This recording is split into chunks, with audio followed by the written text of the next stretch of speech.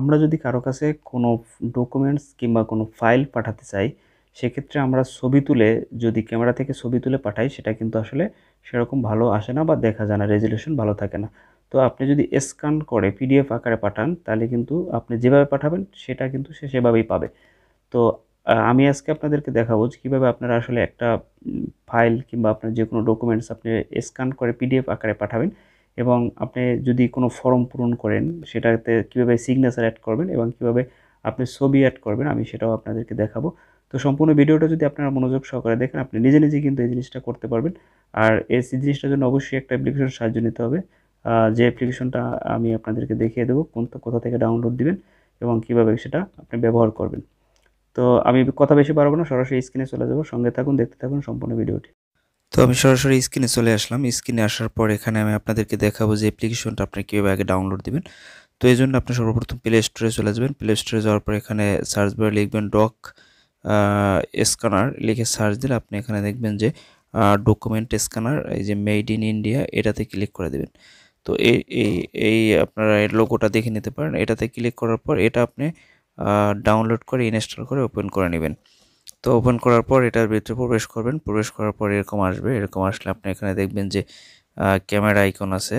হ্যাঁ, এই যে ক্যামেরা আইকন আছে, আবার এখানে আপনার এই পিকচার আইকন আছে। তো ক্যামেরাতে ক্লিক করলে আপনার সাথে সাথে ছবি তুলে সেটা স্ক্যান করতে পারবেন।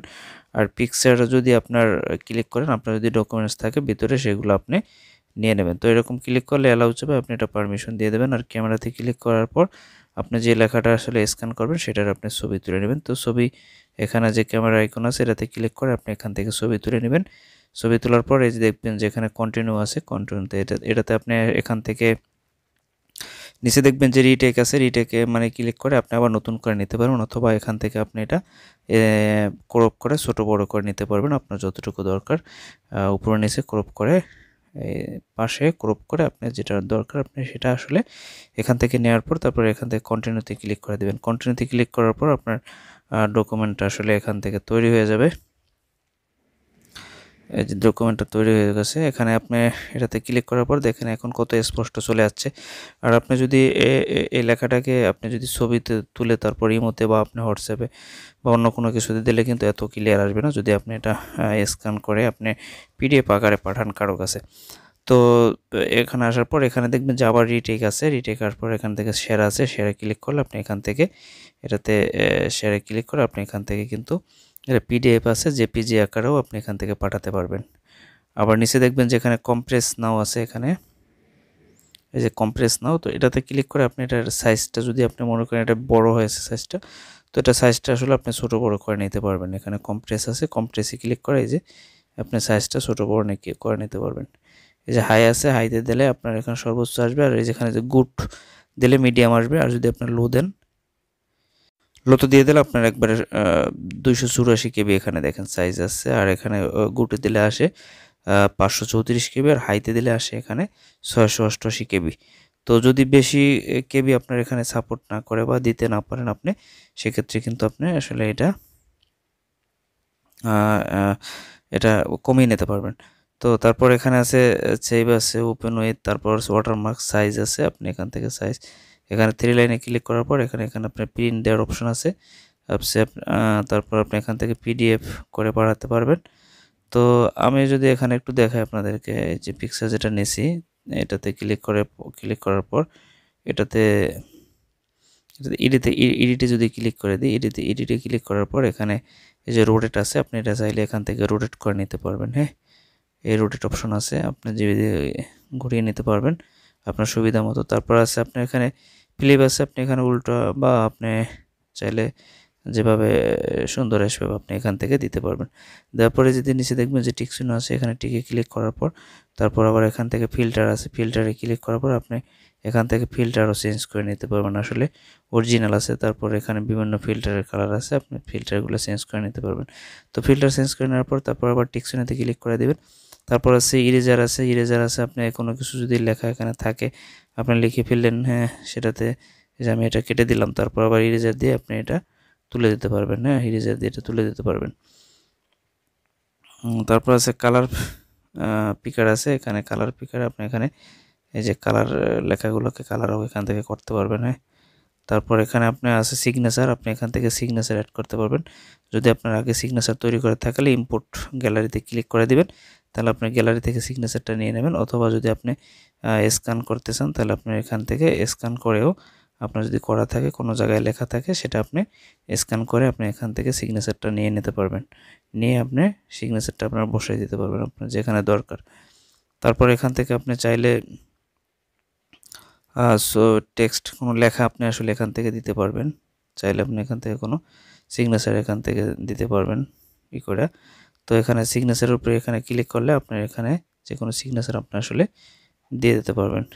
ক্রিয়েটে ক্লিক করলে এই ক্রিয়েট আছে, ক্রিয়েটে ক্লিক করলে এখানে দেখবেন যে আপনার সিগনেচার আপনি এখান থেকে যে কোনো সিগনেচার আপনি আসলে দিয়ে নিতে পারবেন। হ্যাঁ, দেওয়ার পর আপনি এটা বড় ছোটো করে নিতে পারবেন, এই যে মানে মোটা চিকন করে নিতে পারবেন, এটাও করতে পারবেন। আপনি করার পর আপনি এখান থেকে এই যে ঠিক আছে, ঠিকই ক্লিক করে দিলে এটা কিন্তু সিগনেচারটা আমরা এখানে যে কোনো জায়গায় এটা বসাই দিতে পারবো নিয়ে। হ্যাঁ, এভাবে আপনি আসলে সিগনেচার তৈরি করে দিতে পারবেন।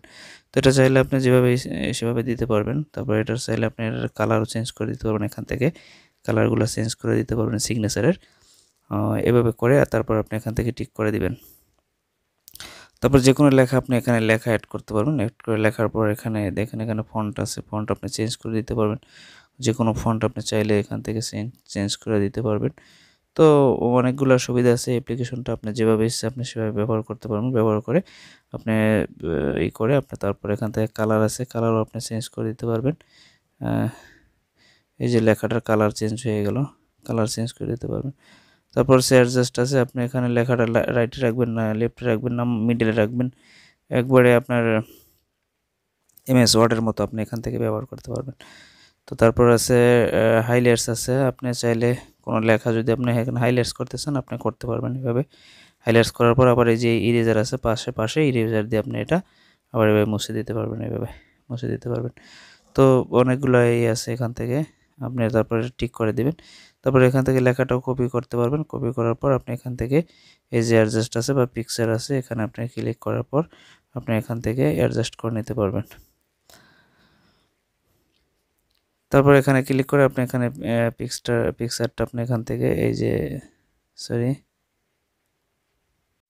তারপর টিক করে দিলে আপনার এখান থেকে এটা আসলে সেভ হয়ে যাবে। সেভ হওয়ার পর আপনি এখানে নিচে দেখবেন যে শেয়ার বাটন আছে, শেয়ার বাটনে ক্লিক করার পর এখান থেকে আপনি পিডিএফ বা জেপিজি আপনার যেটা ইচ্ছা আপনি সেটা কিন্তু এখান থেকে পাঠাতে পারবেন। এই যে শেয়ারে ক্লিক করে এখান থেকে আপনি এটা পাঠাইতে পারবেন। তো এটা পাঠাই দিলে আপনি যদি এই যে এখানে যদি পাসওয়ার্ড সিস্টেম আছে, আবার এখানে যদি আপনি পাসওয়ার্ড দিয়ে দেন, তো আপনি যদি ফাইলটা পাঠানোর পর তারা পাসওয়ার্ড ছাড়া কিন্তু আসলে এটা ওপেন করতে পারবেন। আপনি যে পাসওয়ার্ড দিয়ে দেবেন সেটা তাকে বলে দিলে সে কিন্তু এটা দিয়ে ওপেন করতে পারবে। আর পাসওয়ার্ড ছাড়া যদি আপনি পাঠান তাহলে এই যে শেয়ার আছে নিচে দেখবেন শেয়ার বাটন আছে, এখানে ক্লিক করে দিলে আপনি যে কোনো ইসে আপনার ইমেল হোক, ইমোতে হোক, আপনার এখান থেকে আপনি হোয়াটসঅ্যাপে হোক, জিমেল, আপনি এখান থেকে কিন্তু এই লেখাটাকে পাঠাতে পারবেন। এভাবে আপনার ছবি, আপনার লেখা যে কোনো ফর্ম যাই হোক, যে ডকুমেন্টস হোক আপনি সবগুলো এখান থেকে পাঠাতে পারবেন। হ্যাঁ, তো ধন্যবাদ সকলকে, আজকে পর্যন্ত ভালো থাকবেন সবাই। আর অবশ্যই চ্যানেলটি সবাই সাবস্ক্রাইব করে রাখবেন, যেহেতু আমি এরকম টিউটোরিয়াল এই চ্যানেল দিয়ে থাকি, যেগুলো দেখলে আপনাদের আসলে কাজে লাগবে বা উপকারে আসবে।